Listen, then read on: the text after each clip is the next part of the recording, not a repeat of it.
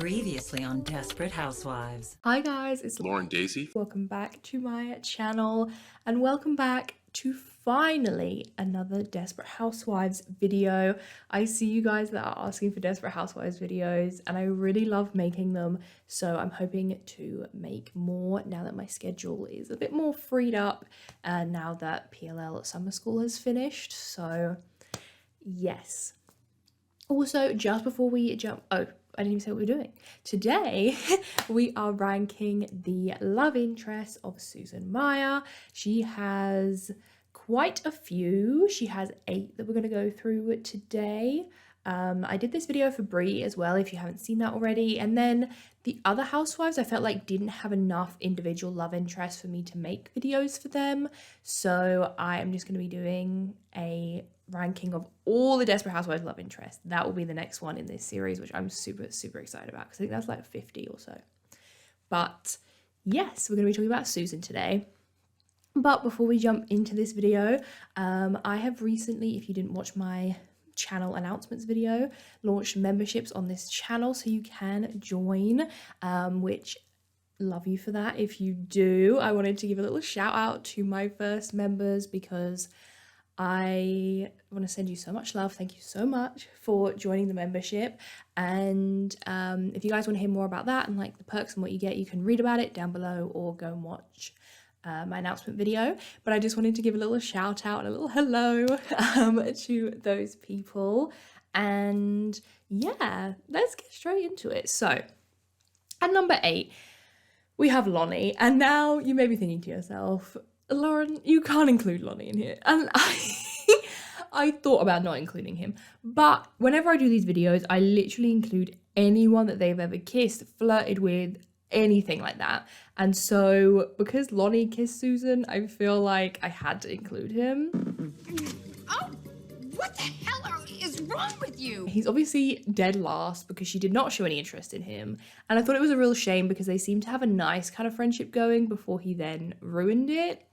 Also, it was so funny to see the actor in this because obviously a lot of us will know him as Cyrus Rose from Gossip Girl, and I absolutely love him. So when I saw him in this, I was like, oh my god, this is so fun. And then his character went so downhill so quick and I was like, whoa, what's happening?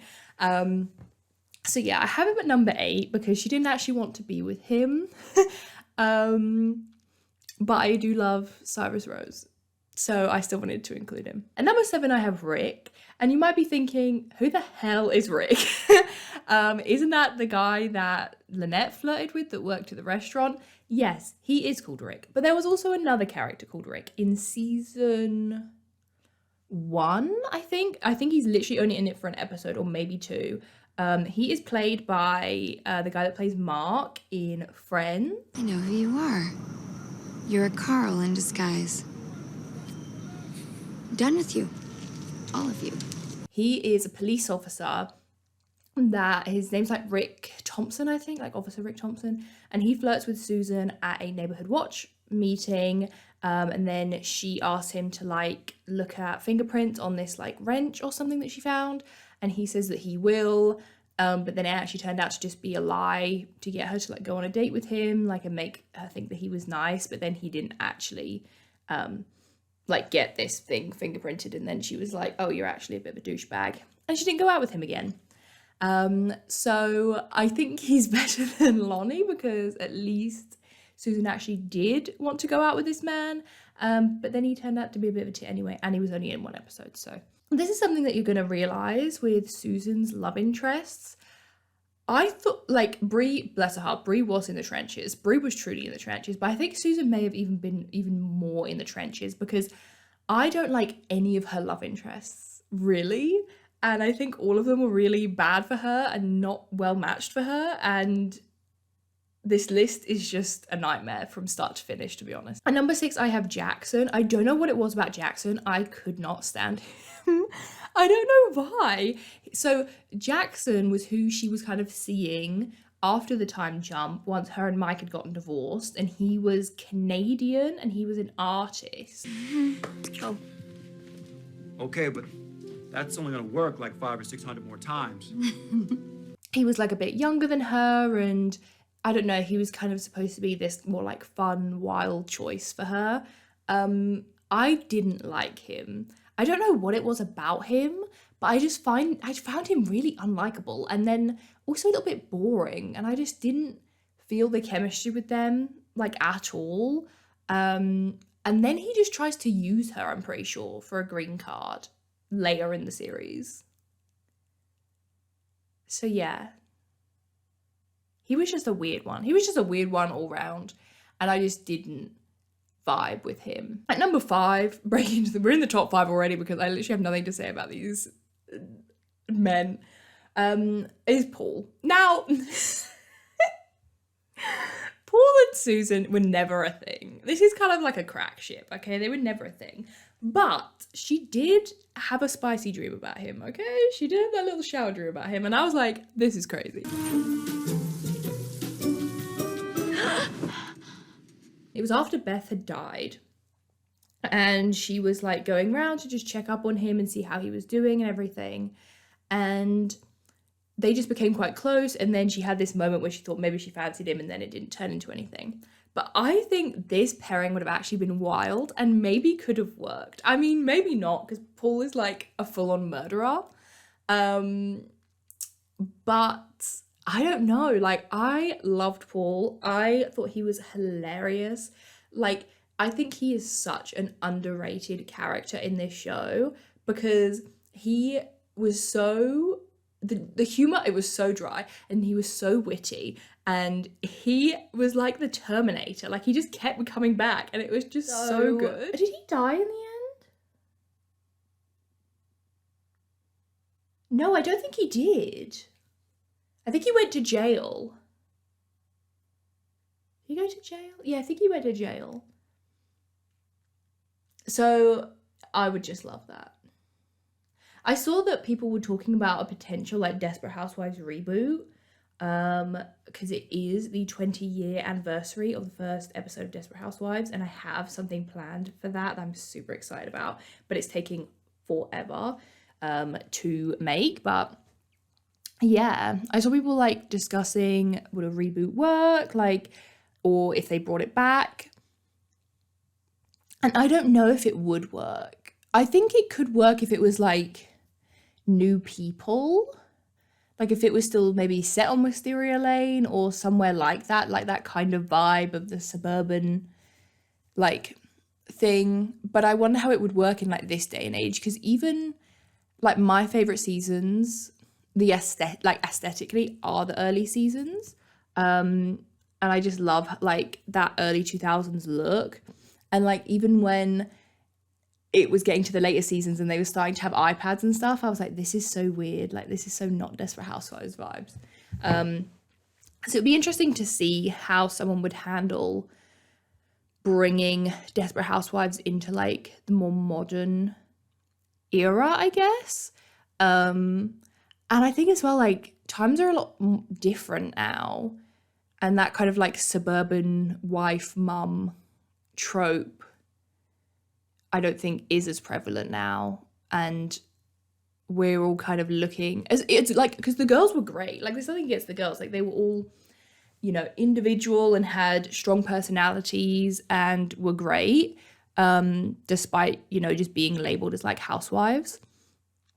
But I don't know if maybe people wouldn't be as receptive to that kind of like trope or concept now. I don't know. I'd be interested to see what people think, because I feel like I still loved it, even watching it now. I still loved it. So, and like if anything got made with the Desperate Housewives name on it, you best believe I would be there. I'd be seated to watch it. So, I don't know. What do you guys think about potential resurgence of Desperate Housewives? Maybe I should just write one. Maybe I'll just write like a pilot for a new Desperate Housewives and I'll share it with you guys and you can tell me what you think. But yeah, I thought that was interesting. And also I wonder who they would, if I think you would have to go down the reboot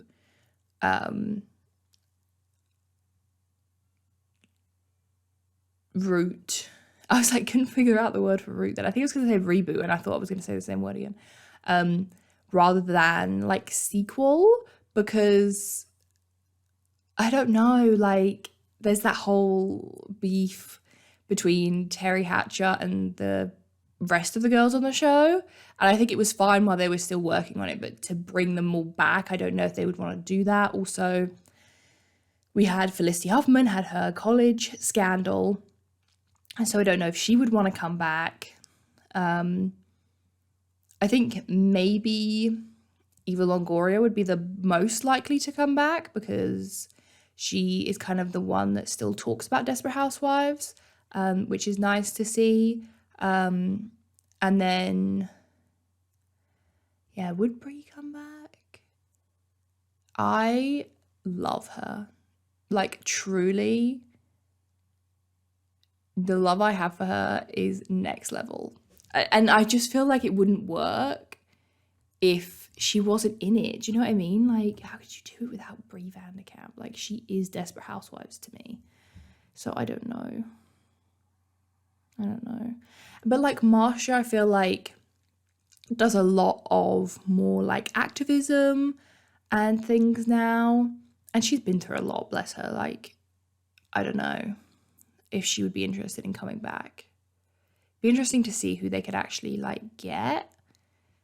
Like maybe as guest stars and stuff. Like kind of like what they did with Pretty Little Lies Original Sin. Like have it set in the same universe and maybe have like people that are related or like references to the old show without it being like centered around those same characters again, because I don't think it would work if you didn't have all of them because they're like really solid as an ensemble unit. So yeah, I don't know. That just went on a whole tangent and we're supposed to be talking about Susan, but anyway. What was I saying? Paul, that's what I was saying. Honestly, bring Paul back for the reboot. Bring Paul back for the reboot. That man deserves it. Like, as like a guest starring role, like if someone was in prison and they bumped into Paul, or if Paul had just gotten out of prison, he was like living on the lane now and he appeared in like, I don't know, a couple of episodes. That would be great. Because everyone else like moved off of the lane, so it would make sense for none of them to still be living there. Do you know what I mean? Like it wouldn't be like oh, this makes no sense because everyone still lived there, like Rosewood. It was like that was part of the finale, was that everyone eventually moved out. So yeah. Now I want to write a Desperate Housewives reboot. Okay, let me finish this video so I can start working on a Desperate Housewives reboot.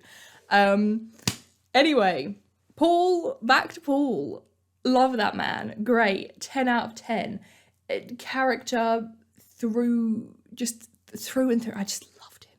And I think having him and Susan actually be a thing would have been crazy because she obviously would have wanted to hide it from everyone. It would have been that like kind of a secret thing, which would have been hilarious. And I don't know. I think it would have been great. I think it would have been so funny. But yeah, I only have him at 5 because it never actually happened. And then at 4, I have Ian. And I'll be real with you, it pains me to put Ian this high because I cannot stand that man either. Like when me and my boyfriend were watching Desperate Housewives together, every time that he came on screen, we were both just like, oh God, okay, here we go. Will you make me the happiest man in the world and be my wife? Absolutely, yes. And see, now he was played by a Scottish guy, so I feel like low-key I would have expected his British accent to be a little bit better, his English accent, not gonna lie. But there was just something about it that was so grating. And I think, to be fair to the actor, I think it's just how American writers write British people, because it's this same type of British person and you just see them all the time. Like, you just see them all the time. Like, Ian from Desperate Housewives, you know, Ren from Pretty Little Liars, like, at least he was actually English, so his English accent was fine. Alex Drake from Pretty Little Liars. Who's the British one in Gossip Girl? I can't remember. Was Marcus supposed to be? Yeah, Marcus I think was supposed to be British. Like, it's just this very hoity-toity, like, posh, grating voice. And either they genuinely get them to say things that are, like, stereotypically British, or they do the opposite, which is kind of still as bad, which is make fun of British tropes. Like, they'll make fun of how, like, Americans always say British catchphrases like that. And they'll get the character to make fun of that. But in turn, it's still just as annoying as just saying the phrase anyway. Did that make any sense? And like, he had a butler, and I think he was a doctor or something. They're always fucking doctors. And yeah, it was just, and his like parents were annoying as well. I just feel like I want to see someone recommend to me an example of an American show with all like American, you know, characters set in America that has a good British character in it. Because I genuinely cannot think of one. Like, Ren, I think, was fine because his accent was genuine, so it sounded fine. But the way they wrote him was still a bit like, you know, like, we don't really speak like that over here. So yeah, I think that's what really takes Ian down in the rankings for me, was that I just found him so annoying to watch as a British person. So that was that. But also, I just found him to be a little bit like misogynistic at times, and I didn't feel the chemistry with him and Susan. And I think as well, you were just waiting for Susan to go back to Mike, so he didn't really have a chance. It's kind of like in Pretty Little Liars with Jordan and Hannah. You just never really rooted for them or felt like you were gonna bother getting invested in them because you knew at some point she was gonna go back to Caleb. It's the same thing here. We knew at some point Mike was gonna remember and they were gonna get back together. So all of this like filler just didn't really feel like it had much purpose. I think the best points of his storylines was actually to do with his wife who was in the coma. Like, that I found a really interesting and like heartbreaking storyline. But their actual pairing, I just didn't care for it. I just did not care for it. And then when him and Mike like play cards for Susan or something, like, what? And I'm pretty sure he proposed to her. I need to like do a video ranking all the proposals in this show because people just propose to people at the drop of a hat in this show. It's mad. So now breaking into the top 3. And number 3 is someone I still don't like, and that was Ron the Doctor. So Ron, oh gosh, when was this? Maybe season 3? Don't call me. Oh, Ron! I can't remember, but Susan needed something. I think she needed like some kind of surgery. I can't remember what it was, like appendicitis or something like low level. And so she went to the hospital, and there was this whole thing with Dr. Ron, and he was like, again, he was younger, which is like whatever. But I just, again, the chemistry was just not there. It just was not there. And he was, again, kind of boring. I feel like he was probably the nicest one. And I think the potential of his character, I think it could have worked if he had been introduced post-Time Jump as like a love interest for like Julie or something. Do you know what I mean? Because he was nice, but him and Susan just didn't work for me. But I think the actual character probably had more potential if he wasn't put into this storyline with Susan. And is it Dr. Ron that has that really awkward... No, I think that's Ian. Has like that really awkward dinner with Mike, because that is one of my favourite scenes. It's so funny. But yeah, Ron, wasn't huge on him either, but I did like him more than Ian. So number 3, I guess. And then at number 2... you're probably going to think I'm crazy, and I think I am a little bit. I think bias is massively playing a role here, and my actual love for this character is swaying my decision, because at number 2 I have Carl. Let me tell you something. Carl is a menace to society in the most insane way. He is the worst. He was sent from the pits of hell to make Susan's life hell, and I love it. I love him. promise you I'm gonna break up with Edie and make this right. I'll call you when it's done. Don't bother. I won't pick up. I think he is so hilarious. I think he is easily one of the best characters in this entire show. I will say that with my chest. I do not care. Is he slimy? Is he a sleazeball? Is he a cheater? Yes, he is. He is. Okay? I'm not saying that I would ever want to know anyone like him in real life. But as TV characters go, he brought the drama, he brought the laughs. Chef's kiss. I loved him. I support Carl's rights and Carl's wrongs. So good. A top tier Desperate Housewives character for sure. Now, was he good for Susan? No. But they did have chemistry. Like, genuinely, more than anyone on this list, aside from number one, obviously, they had proper chemistry. And when they would argue and all that stuff, like, I loved their scenes together. I don't think they should have obviously stayed together.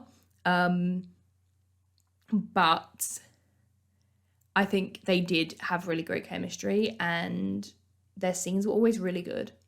So, and they were like married for a long time and had a kid together. So, I'm sorry, I feel like that beats Ron. And then number one is obvious. I think I would be so surprised to hear if anyone has another character at number one other than Mike Delfino. Now, when I tell you I love Carl, I do. I do. Very special place in my heart. But when I tell you I adore Mike Delfino, I love Mike Delfino. I love him so much. I love him so much. I've never seen you look so beautiful. You clean up pretty good yourself. His death rocked me. It sent me through a loop. I could not believe it. I was devastated for myself, for Susan. I loved him. Throughout the show, I had a few times where he annoyed me, as you know, is with every character. But overall, I thought he was great. Loved him. And I think it's so funny because Susan is fundamentally a very unlikable character. I mean, people cannot stand her, and with good reason. She is annoying sometimes. I have moments where I do like her, though. I do think some of the hate is a little unjustified sometimes. And I do have moments when I like her. But, like, she's not my favourite housewife, like, by far. But I love her and Mike. Like, her and Mike are one of my favourite couples, despite, like, he is carrying that ship. Like, they were so good. It was the build-up. It was just everything. Like, their emotional moments, I just felt for them. I loved their story. I loved every, like, arc of their relationship. And I wanted them to be together so bad. And and then his death was crazy. Like, that was crazy. And I just can't picture anyone better for Susan than Mike Delfino. I just can't. He was everything. Oh, I tell you, he was everything. Case closed. I think that Mike was the best love interest for Susan. And if you think it was anyone else, I'd be so interested to know who. Because she really had it rough. These men, I don't even know. Yeah, I feel like Mike is the one and only choice. And they're just iconic. Like, I feel like Susan and Mike is, like, one of the, I would probably put them in my top 10, maybe top 5 best TV couples I've ever seen. No joke. Ever. They had it all. They had the drama, they had the emotion, they had the love, they had the betrayal, and then the coming back from the betrayal, and then, oh man.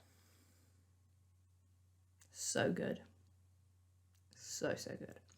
So that is my ranking of all of Susan's love interests. Let me know, do you agree with my ranking? I'll be very interested to see if you don't agree with my ranking in the comments.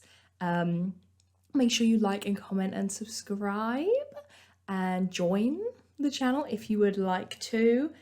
We have some really fun content coming up and things I'm working on, and it's gonna be really fun and I can't wait for you guys to see it. So yeah, that is it for today's video. Like I said, my next Desperate Housewives ranking video will be ranking every single couple. And yeah, what did I say? Oh, 60 couples to go through, guys. So that one's coming soon. Be excited for that one. And yeah, I will see you guys in my next video. Bye.